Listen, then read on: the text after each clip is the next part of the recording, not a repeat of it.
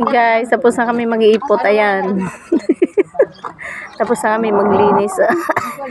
Apo, magkala. Buhay namin. Hindi niya ako at si Lolo iiwan. Lakas. Sasamahan niya kami kahit anong mangyari. Search nyo, Miss Clark, si Bangungot. Ang pinuno. Ito kay Dear Esperanza. Kumusta ang lolo mo? Tapos na. Ayos na ba siya? Pahinga na. Inoobserbahan ko pa lang ito ngayon eh.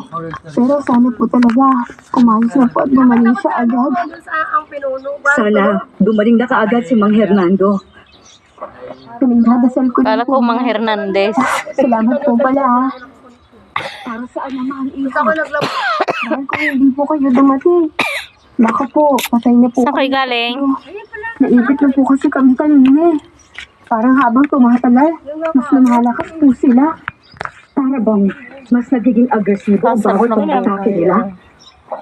Opo, ganun lang ako. Nabasin ko Ha? po kasi kanina kanina. Wala, nagbibidyo ako eh. Parang pong takbo ng utak nila.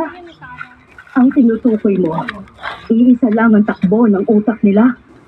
Opo. Nag-i-scatter ka mga yun? Ikwento sa akin kung paano kayo napadpad sa lugar na ito.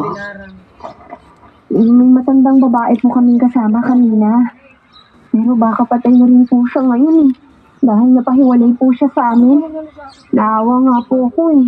Hindi ba lang namin nailigtas?